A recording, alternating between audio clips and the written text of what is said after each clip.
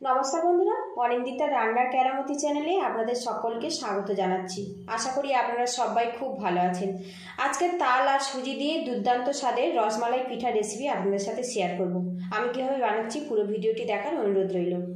এখানে দেখুন আমি 1 বাটি পরিমাণে তালের শাঁস নিয়েছি, আর এখানে দেখুন হাফ কাপ পরিমাণে সুজি নিয়েছি। এগুলো আপনারা কম বেশি করে নিতে পারেন। প্যানটা গরম করে নিয়েছি, আর এর মধ্যে দিয়ে দেবো সামান্য পরিমাণে ঘি। এবারে এর মধ্যে সুজিটা দিয়ে দেব। কিছুক্ষণ ঘিয়ের সাথে আমি সুজিটা ভাজা ভাজা করে নেব, এতে সুজির যে কাঁচা গন্ধ আছে না ওটা চলে যাবে। বেশ কিছুক্ষণ নাড়াচাড়া করে সুজিটা আমি ভাজা ভাজা করে নিয়েছি। এবারে এর মধ্যে দিয়ে দেবো 1 বাটি পরিমাণে তালের শাঁস। এখানে দেখুন আমি জল কম দিয়ে তালের শাঁসটা বের করে নিয়েছি। এর মধ্যে সামান্য জল অ্যাড করে দেব। এবারে সুজিটা শাঁসের সাথে কিন্তু বেশ ভালো করে মিক্স করে নেব, আর গ্যাস রেটটা কিন্তু এই সময় একদম কমে রাখতে হবে। এবারে এর মধ্যে সামান্য পরিমাণে লবণ দিয়ে দেব, সামান্য নারকেল কোড়া দিয়ে দেব, আবারও ভালো করে মিক্স করে নেব। আর গ্যাস রেটটা কিন্তু এই সময় একদম লোতে রাখতে হবে, রেখে ধীরে ধীরে এটা কিন্তু ডো বানিয়ে নিতে হবে। আর এইভাবে অনবরত ম্যাশ করতে হবে, যাতে সুজির কোনো রকম দলা যাতে এর মধ্যে না থাকে। বেশ কিছুক্ষণ কিন্তু আমি মিক্স করে নিয়েছি, এতে সুজিটা কিন্তু বেশ সিদ্ধ হয়ে গেছে। এবারে এর মধ্যে দিয়ে দেবো চিনি। চিনিটা আপনারা স্বাদ মতো দেবেন, তবে যেহেতু এটা পিঠা রেসিপি চিনির পরিমাণটা একটু বেশি রাখবেন, তাহলে খেতে ভালো লাগবে। আরও কিছুক্ষণ এটা মিক্স করে নেব। এদিকে দেখুন ডোটা কিন্তু রেডি হয়ে গেছে, দেখুন প্যান থেকে ছেড়ে ছেড়ে আসছে। এই অবস্থায় গ্যাস রেটটা আমি বন্ধ করে দেব, দিয়ে ডোটা নামিয়ে আমি ঠান্ডা করে নেব। তো দেখুন কত সুন্দরভাবে এটা রেডি হয়েছে, আর খুব সুন্দর কিন্তু এখন গন্ধ বেরিয়েছে। অন্য একটা প্যানে আমি দেখুন 500 গ্রাম পরিমাণে দুধ দিয়েছি। গ্যাস রেটটা মিডিয়ামে রেখে দুধটা আমি ফুটতে দেব। এর মধ্যে দিয়ে দেব স্বাদ মতো চিনি। এদিকে ডোটা কিন্তু ঠান্ডা করে নিয়েছি, আর হাতে সামান্য ঘি লাগিয়ে নিয়েছি। একটু হাত দিয়ে এইভাবে ম্যাশ করে নেব। এদিকে দেখুন মাখা কিন্তু কমপ্লিট হয়ে গেছে। এবারে এখান থেকে অল্প একটু একটু করে নিয়ে নেব। আপনারা পছন্দ মতো শেপ দিয়ে নিতে পারেন। আমি এখানে দেখুন গোল গোল করে শেপ দিয়ে নেব। এইভাবে ছোট ছোট করে গোল্লা করে নেব। একটু হাত দিয়ে গোল করে এইভাবে ঘুরিয়ে নেব, যাতে সমানভাবে রেডি হয়।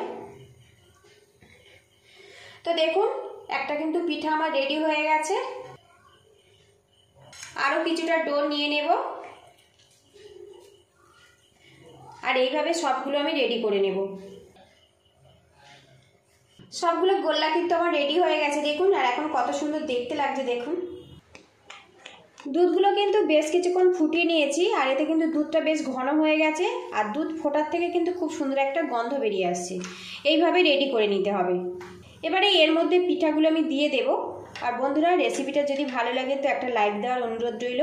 আর চ্যানেলে নতুন হয়ে থাকলে চ্যানেলটিকে সাবস্ক্রাইব করে সাপোর্ট করবেন। পাশে থাকা বেল আইকনটি প্রেস করে অলে ক্লিক করে দেবেন। পরবর্তী ভিডিওর নোটিফিকেশন সবার আগে আপনার কাছে চলে যাবে। ফেসবুক থেকে দেখলে পেজটা ফলো করার অনুরোধ রইল। সবগুলো কিন্তু পিঠা আমি এর মধ্যে দিয়ে দেব, দিয়ে কিছুক্ষণ ফুটিয়ে নেব, তাহলে পিঠাগুলো কিন্তু খুব সুন্দরভাবে সিদ্ধ হয়ে যাবে।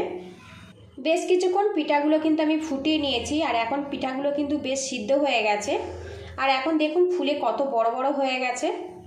এখানে একটা বাটির মধ্যে 1 চামচ পরিমাণে কাস্টার্ড পাউডার ঠান্ডা জলে আমি গুলিয়ে নিয়েছি এই ক্ষীরটা মোটা করার জন্য।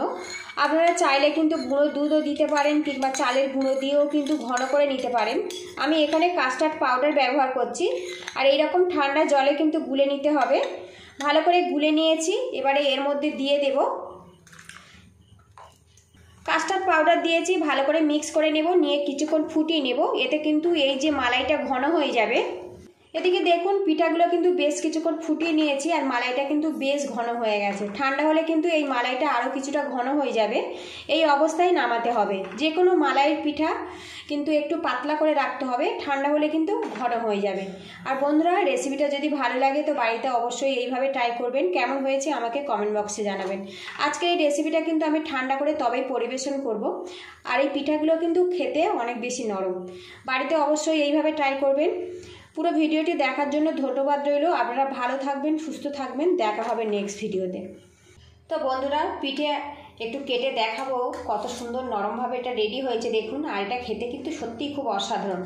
আপনারা তো তাল দিয়ে অনেক ধরনের পিঠে খেয়েছেন, একবার কিন্তু এইভাবে রসমালাই পিঠে বানিয়ে খেতে পারেন। খেতে কিন্তু সত্যি অসাধারণ হয়।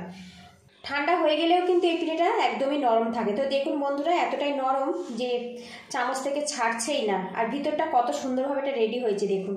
খেতে কিন্তু সত্যি অসাধারণ হয়। বাড়িতে অবশ্যই এইভাবে ট্রাই করবেন। কেমন হয়েছে কমেন্ট বক্সে জানাবেন।